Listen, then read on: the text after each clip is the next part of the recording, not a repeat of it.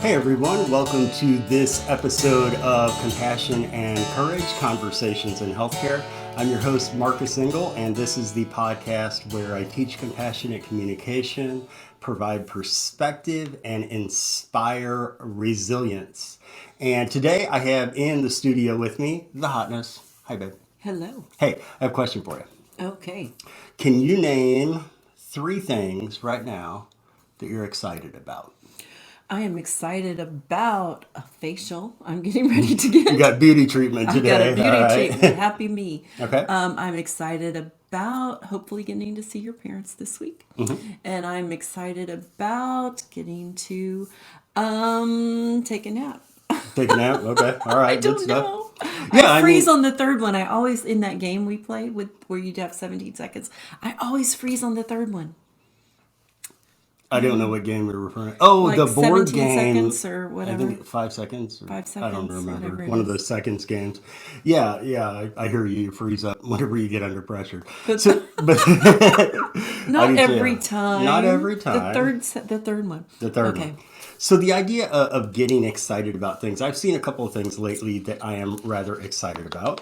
One of them is it was just announced, just came out in the news in the last day or two, that we now have the first female patient who has been medically cured of HIV. Now, there's all kinds of scientific definitions for what that means, but that is something that we certainly, I don't know if I ever thought that that would be in my lifetime. And when I think back to the 80s and HIV and AIDS and what they were at that time, killed 3 million Americans. 3 million Americans. Let's not Wow. forget that.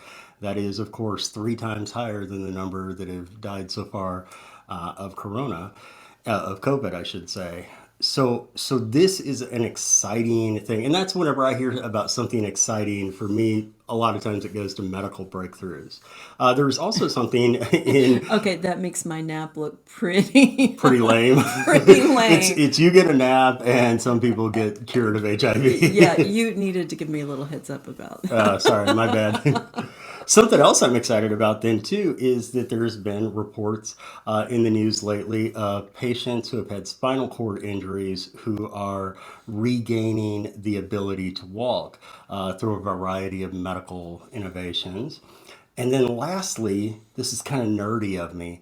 Lastly, I'm excited about artificial intelligence.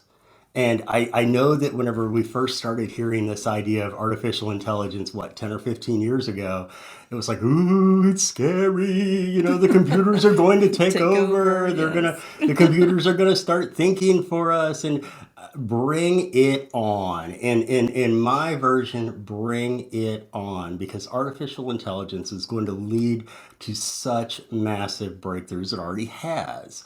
And so we see this in our daily lives, right? We see this in our daily lives. How many times a day do I pick up the phone and I just speak to my phone and tell it what to text or who to call or Right.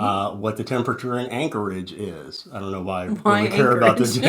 I don't know. It's cold. Do we have a I trip don't coming know. up? And no, we don't, unfortunately. But if you are in Anchorage and you want to bring us there, hey, hook me up. Yay. So artificial intelligence, I love it. And we've had devices for the last 10 years that we've been carrying around in our pockets that are using artificial intelligence every single day. So I rely on a smart device in my house a lot, maybe even more than the average person. And we have, let's see, one, two, three, four, five, six, seven, at least 7 or 8 smart devices in our house, Yes, we do. all of one brand. I use this smart device for everything. I use it for logistics when I'm planning out my travel and speaking events. It's like, how many miles is it from Columbus to Chicago? Could I get to from Columbus to Chicago in a day? Those kind of things. I do math on it because I am, mathematically impaired. I am constantly asking just little goofy things like what year did the Rolling Stones album Sticky Fingers come out, right? I'm tuning my guitars by using artificial intelligence these days. And obviously, when you're working with smart devices, if you've played with one of those very much, you kind of have to train it, right? Right? And at the same time, you're training the smart device, it is training you. It's training you. My stepson Jordan was the first one to really alert me to this. When you're talking to a smart device, use as few words as possible. Instead of saying, "Hey, smart device, what will the weather be tomorrow?" You just say, "Smart device, weather tomorrow." And it's more easily able to pick up on that. You have to choose your words very, very carefully. The other night I was asking my smart device to play some music, ended up playing me some like teeny bopper series that I had no cares about whatsoever. And the reason is it misunderstood what I was saying. So then I had to say it again differently. If we had real time feedback that what we said didn't work, how would that be what would that be like in our lives? Like if right now, if you and I are having a conversation and you're sharing your heart with me, you're upset about something or you're aggravated at me with me about something, which probably fairly frequently It happens. it happens. What would it be like if in real time you said something to me and you didn't get the response that you wanted, so you rephrased the question?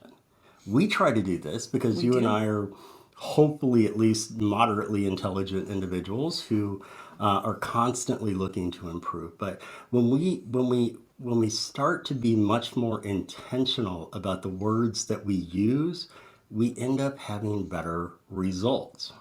We end up having better results.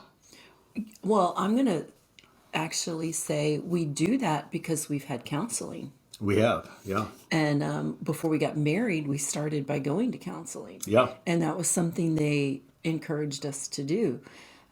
Say, so what I'm understanding is, and we, kind of learn that technique to phrase it back. I think we move along a conversation better when we clarify now what I'm hearing you say is, and when we don't do that and we function from what we heard and we're off, what we heard is not what the other person intended. Oh my goodness, we can end up, you're over here at point A and someone else is way down here at point D. And man, it can get so messy and muddy and convoluted and confused. And I'm arguing about a point, and the other person is arguing about this point, and we're on entirely different planets because we didn't stop and clarify what one person meant. And that, I think, in our 14, well, almost 15 years of marriage now, I don't know if anybody else does this. I'm sure that we're unique to this, but you start arguing about the argument. You start arguing about the argument. It's like, well, no, you said, no, I didn't say that. You said this. You used this word. Da, da, da. And so in our process, we got to be really careful in our process of clarifying that we're not, that we're clarifying for understanding, not to make our point. Not to make our point, not to use it as a weapon, but to use it as a true clarification. I, I hope that I choose my words fairly carefully, routinely.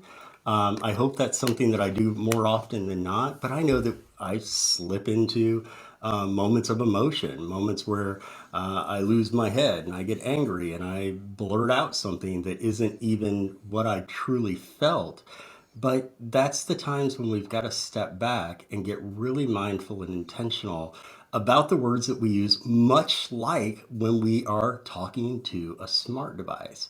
If we can stop ourselves and we can clarify and state it a different way so there's less room for interpretation, that's just like how our smart devices train us to best communicate with them. Now, it's obviously there's some common threads and it's not across the board, but I think that there's some pretty valid parallels there.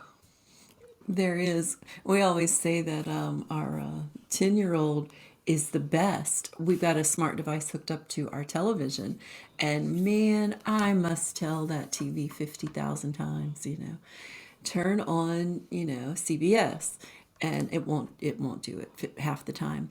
But he comes in and he drives it perfectly. Turn By on drive it, SpongeBob. you mean Turn on he just SpongeBob. says turn on SpongeBob, And it works and it almost every knows, time. and he has been trained by that device. He has trained that device, and you end up having better outcomes that way. You do, because he understands intuitively how to say, what to say, how to get it right, because he knows how to express what he wants and clearly and gets it. So speaking the We can right take language. a good lesson from that. We can take some good teaching points from that to consistently think about the words that we use, our phrasing and how we use them, and to try to state things as clearly and concisely as we can, so there's less room for interpretation and misunderstanding. Yep, without the baggage, just ask. Without the Ask baggage. what you want, Yep, yep. clearly and easily. Good So what do stuff. you want? What do I want? More artificial intelligence? I want a nap, A nap and a apparently. facial? All right. Well, thank you all so much for joining us. We're going to go take naps, or some of us are going to go have facials. Happy So, Valentine's. yeah, happy Valentine's week that we're recording this. Yeah, I know. So, thank you all so much for joining us for this episode of Compassion and Courage Conversations in Healthcare. This is the podcast where I teach compassionate communication, provide perspective, and inspire resilience. Thank you to everyone who has subscribed and rated and reviewed. Your feedback is really what keeps us going. Thank you, thank you, thank you for being here today and for your continued support of the CNC podcast. Thank you.